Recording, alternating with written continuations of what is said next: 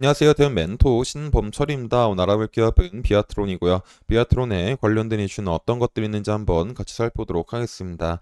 현재 비아트론이 사업적으로 수혜를 볼 수 있는 분야는 반도체와 디스플레이 분야다라는 거죠. 그래서 이 부분과 관련된 이슈는 어떤 것들이 있는지 한번 같이 살펴보도록 하겠습니다. 먼저 반도체부터 보게 된다면은 결국 반도체가 다시 한번 중을 받고 있는 이유는 온디바이스 AI고 이를 구축하는 인프라가 초기 단계로서 반도체 수요가 증가하고 있기 때문이다라는 겁니다.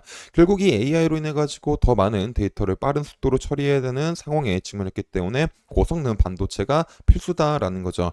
결국 이 고성능 반도체를 만들기 위해서는 두뇌 역할을 하는 CPU나 GPU 타입재가 필수고 코어가 증가하게 된다면 반도체 기판 크기도 커진다라는 겁니다. 따라서 이 고성능 반도체를 만들기 위해서는 FCBJ가 점점 필수로 자리를 잡고 있다라는 겁니다. 그리고 이 FCBJ를 만들기 위해서는 반도체 장비인 오토 진공 라미네이터가 필요하다라는 거죠. 보통 이 FCBJ 한 개 라인에는 오토 진공 라미네이터가 보통 6, 7개 상용될 정도로 투자 비중이나 기술적 난이도가 높은데 이 장비는 보통 일본이 독점을 했다라는 겁니다. 근데 자회사인 비아트론 시스템이 반도체 기판 제조 핵심 장비인 진공 오토 라미네이터를 국산화에 성공해가지고 국내 주요 FCBJ 고객 사양으로 콜 테스트를 진행한다라는 겁니다. 그래서 이 장비에 대한 콜 테스트가 마무리되게 된다면 올해나 내년부터는 의미 있는 수준으로 납품하지 않을까, 그로 인해서 매출액이 증가하지 않을까라는 기대를 해볼 수가 있을 것 같습니다. 그리고 이 장비 말고도 비아트론 자회사는 국내 메모리 반도체 업체와 함께 에피텍시 장비와 레이저를 활용한 3D 드램용 RTCV 장비, 랩 장비를 현재 개발하고 있다라는 거죠. 그래서 비아트론 같은 경우는 랩 RTCVD 하이브리드 본딩 장비를 중장기적 성장 방향성을 확대하면서 반도체 장비로서도 이제 성장을 이끌고 있는 기업이다라고 보시면 될 것 같습니다. 그리고 일단 앞서 말했던 FCBJ로 다시 넘어가다 보면은 결국 이 FCBJ 같은 경우는 국내사로서 현재 누가 주력자를 하고 있냐면은 삼성전기와 대덕전기, LG노텍, 코리아서키트가 힘을 쓰고 있다라는 겁니다. 그래서 이 관련된 기사를 보게 된다면은 이 대덕전자는 최근에 대면적 FCBJ 개발했다라는 소식이 나와 있다라는 겁니다.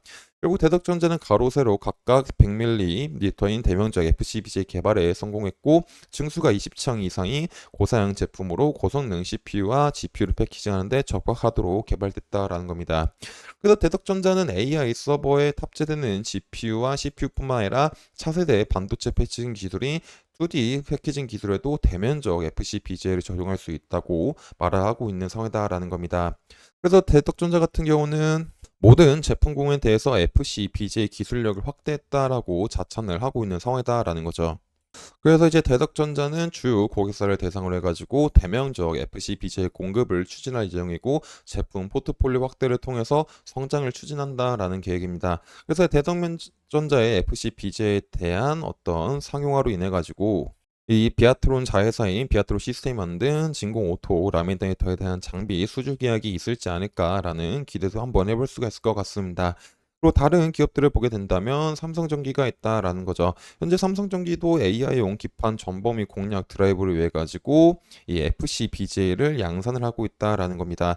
그래서 기사를 보게 된다면은 최근 AI PC용 반도체 패키지 기판 양산은 성공에 이어서 하반기에는 AI 서버용 FCBJ도 생산할 계획이다. 삼성전기는 AI용 기판 응용처를 PC 외에도 스마트폰이나 서버 등 전범위적으로 확대할 계획이다라는 거죠. 그리고 당장 올해 하반기에 AI 서버용 제품을 공급할 예정이다라는 겁니다. 결국 이 FCBJ에 대한 어떤 활성화가 점점 일어나고 있는 상황이기 때문에 이에 맞는 장비인 진공 오토 라미네이터에 대한 쓰임새도 점점 증가하고 있는 환경이 만들어지고 있다라는 겁니다. 그래서 비아트론 자회사가 만든 비아트론 시스템의 이 장비가 이 콜 테스트가 마무리되게 되고 이 대덕전자나 삼성전기에 대한 수주를 받게 된다면은 추가적인 매출액이 오를 수가 있지 않을까라는 기대를 해볼 수가 있을 것 같습니다. 그래서 이런 부분들이 실제로 일어날지 지속적으로 확인해 봐야 될 거기 때문에 비아트론의 이런 부분들은 제가 지속적으로 확인해서 여러분들한테 알려드리다 보니까 비아트론에 관심 있으신 분들은 제 영상을 시청해 주시면 감사하겠습니다. 그리고 또 비아트론이 이제 수혜를 볼 수 있는 분야가 디스플레이 분야인데 디스플레이 분야에서는 이 플렉시블 디스플레이 열처리 장비가 있다라는 거죠. 근데 결국 이 플렉시블 디스플레이 열처리 장비는 이 디스플레이 패널 업체들 간의 전방산업 간의 투자가 있어야 어떤 수주 계약이 일어나면서 매출액이 증가할 수가 있는 상황인데 2024년도 같은 경우는 IT 오일 시대가 도래하게 되면서 이 패널 업체들이 현재 투자를 하고 있고 투자를 예정하고 있는 상황이지만은 이 비아트론과 관련된 디스플레이 패널 전방 사업 업체를 보게 된다면 LD디스플레이와 BOE가 있다라는 거죠.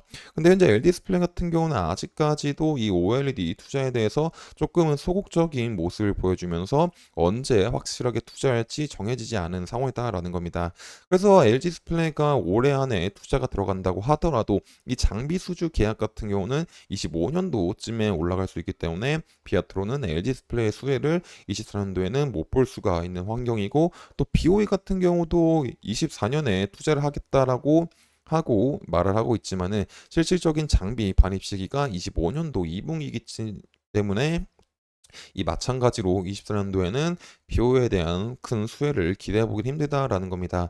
그래서 24년도는 이 디스플레이 업황이 다시 살아나오고 있음에도 불구하고 패널 전방 산업들에 대한 투자가 25년도쯤에 조금 몰려있기 때문에 생각보다 24년도에는 이 플렉시블 디스플레이 열 처리 장비가 기대만큼은 안 나올 수가 있다라는 겁니다. 그래서 이런 부분들도 앞으로 어떻게 변할지 지속적으로 살펴야 되니까 제가 이런 부분들은 다 살펴봐서 여러분들한테 알려드리도록 하겠습니다. 그래서 비아트론에 대한 주가도 한번 같이 살펴보도록 하겠습니다. 일단 비아트론의 주가를 보게 된다면은 지속적으로 이제 저항을 받고 있는 부분이 이런 8,800원 라인이지 않을까 싶습니다. 그래서 지금 당장 이 부분을 돌파하지 못하고 오늘 같은 경우도 이 라인에서 저항을 맞고 이제 가격이 조금은 하락을 하고 있는 모습을 보여주고 있다라는 거죠. 그래서 지금 제일 중요한 거는 이 가격이 하락을 한다고 하더라도 이 저점 부분을 조금 잘 지켜주는지 확인하면서 다시 반등이 올 수 있을지를 확인해 봐야 될 것 같습니다. 그래서 비아트론 같은 경우는 지금 당장 어떤 급상승에 대한 시나리오는 살짝 관망을 하면서 이 밑에 하단 부분을 잘 지켜주는지를 확인하고 다시 반등이 나올 수가 있는지 그리고 반등이 나왔을 때는 이 부근을 돌파한 캔들이 나오게 되면서 잘 안착하고 다시 한번 상승이 나올 수 있을지를 생각해 봐야 될 것 같습니다. 하지만 이 매물대 위를 돌파한 다음에 추가적인 상승이 나온다고 하더라도 이 윗부분에서는 여전히 강한 매물대가 있기 때문에 엄청 큰 상승보다는 조금은 반등 정도의 약간의 상승 정도로만 이제 조금 생각하면 좋지 않을까 싶습니다. 반대로 이제 이 부근에서 눌리고 이 라인을 이탈한 다음에 최종적으로 이 부근이 이탈하게 된다면 어느 정도 하방에 대한 리스크 관리는 필요할 것 같습니다. 그래서 이런 부분들도 제가 지속적으로 확인해서 여러분들한테 알려드리다 보니까 비아트론에 관심 있으신 분들은 제 영상을 시청해 주시면 감사하겠습니다. 이상 대원 멘토 신범철이었습니다.